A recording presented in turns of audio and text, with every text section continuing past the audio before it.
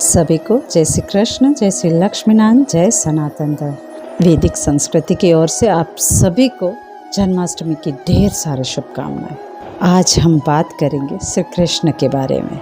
क्या है श्री कृष्ण? हमारी भारतीय संस्कृति में ईश्वर के अनेकों अवतार हुए हैं, लेकिन श्री कृष्ण जैसा बहुरंगी रस कहीं और नहीं मिलता हमें। भगवान श्री कृष्ण संपूर्ण कला के अवतार माने जाते हैं। वे एक अनेकों गुणों वाले महानायक हैं, जिनकी लीलाओं को समझ पाना अत्यंत ही कठिन है। उनके व्यक्तित्व की ऐसी विशेषता है जो उन्हें सर्वोपरि रखती है। कृष्ण का चरित्र अनोखा है। इसमें प्रेम है, पराक्रम है, गुरुत्व है, सब कुछ श्री कृष्ण है, जो सिखाते हैं कि कर्म करके परमात्मा को कैसे पा सकते हैं। जिन्होंने भगवत गीता के द्वारा सारा वेदों के सार को 18 अध्याय और 700 श्लोकों में सरल तरीके से हर जन तक पहुंचाया, जो स्वयं श्री कृष्ण की वाणी है। श्री कृष्ण जो स्वयं प्रेम है। श्री कृष्ण का प्रेम जैविक या वैज्ञानिक संबंधों या दायित्वों से नहीं जुड़ा। उनकी माता नहीं है, उनके पिता नहीं है, उनकी प्रेमिका उनकी पत्नी नहीं है। उन्हें केवल सभी को प्रेम बांधता है।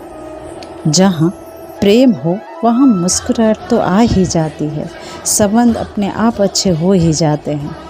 जो पीड़ा में हंसते हुए नजर आते हैं वो लड्डू गोपाल, जो अपनी बाल लीलाओं से सबको मोह लेते हैं, जो अपनी माता यशोदा को मुख में मिट्टी के बदले सारे ब्रह्मांड का दर्शन कराते हैं, जो कहते हैं वे संसार है, वे संसार में है और संसार उनके भीतर है। इस तरह कृष्ण संपूर्ण ब्रह्मांड का प्रतीक है। कृष्ण गोपियों के वस्त्र चुराते हैं तो प्रसंग का अंत प्रेम पर समाप्त होता है, परंतु दुशासन की ओर से भरी सभा में द्रौपदी का वस्त्रहरण द्वेष और युद्ध का कारण बनता है। कृष्ण बांसुरी बजाते हुए त्रिभंगी मुद्रा में खड़े होते हैं, जो एक स्त्रैण मुद्रा है, जो कहते हैं कि कृष्ण अपने स्त्री तत्व के साथ भी इतने ही सहज थे कि वे उसे वैराग्यों की तरह उसका त्याग नहीं करते।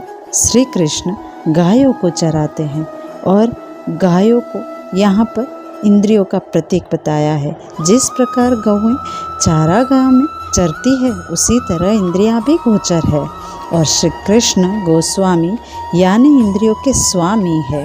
कालिया पर नृत्य करने वाले कृष्ण नटवर कहलाते हैं, जो अपने नृत्य से सबका दिल बहलाते हैं। गोवर्धन पर्वत को अपनी छोटी उंगली से उठाते हैं। इस प्रसंग से इंद्र के घमंड को तोड़ते हैं और प्रकृति का महत्व समझाते हैं।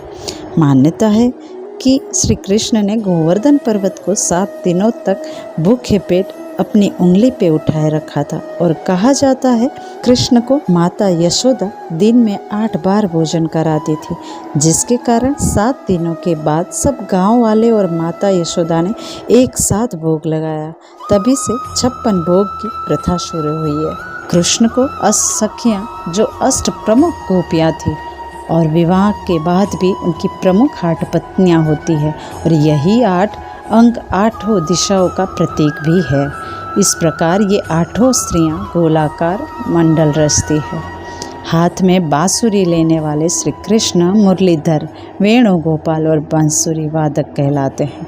राधा के प्रिय के रूप में वे राधा वल्लभी कहलाते हैं। 16,100 स्त्रियों से विवाह करके उन्हें सम्मान भी देते हैं। कृष्ण महाभारत के युद्ध में सारथी बनकर धर्म की स्थापना करते हैं। कृष्ण निरंतर नीति व परंपराओं को मोड़ते चलते हैं।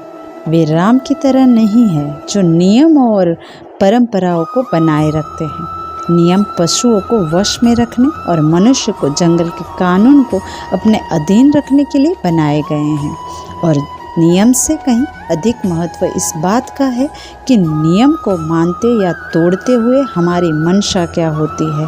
राम नियमों का पालन करने वाले मर्यादा पुरुषोत्तम कहलाते हैं। नियमों को भंग करने वाले कृष्ण लीला पुरुषोत्तम कहलाते हैं।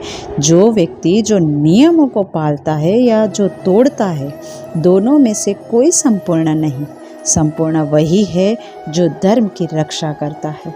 सबल की अर्थ सुरक्षाओं को सराहे बिना दुर्बलों की रक्षा करता है। जब लक्ष्मण राम से शिकायत करते हैं कि मुझे आपकी आज्ञा का पालन करना पड़ता है क्योंकि आप मेरे बड़े भाई हो।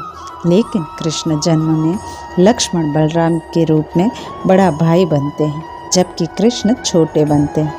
परंतु फिर भी बलराम कृष्ण की बात मानते हैं।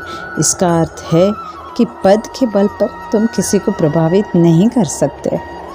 कृष्ण धर्म के लिए लड़ते हैं, परंतु कर्म के नियम को भी नहीं नकारते हैं। अच्छे कर्म का भी बुरा फल हो सकता है। जब उन्हें गांधारी का श्राप मिलता है जो उनके पूरे वंश का नाश कर देता है, लेकिन उस श्राप को भी कृष्ण सहर्ष स्वीकारते हैं।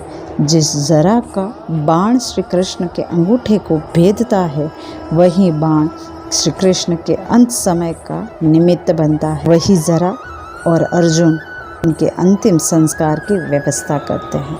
इस प्रकार प्रत्येक मनुष्य को, चाहे वह जिस अवस्था में हो, कृष्ण के कार्य को श्रवण करने में रुचि लेनी चाहिए, क्योंकि वे जीवन के सार को समझाते हैं। वे जन जन के हृदय के भीतर वास करते हैं और प्रत्येक मनुष्य को दिव्य धाम में वापस चलने के लिए आमंत्रित करते हैं। और भगवान श्री कृष्ण की लीलाएं अत्यधिक मंत्र मुग्ध कर देने वाले तथा अत्यधिक आकर्षक है, क्योंकि श्री कृष्ण स्वयं सर्वाकर्षक है। तो उम्मीद करते हैं आप सभी को श्री कृष्ण का वर्णन पसंद आया होगा। जय श्री कृष्ण।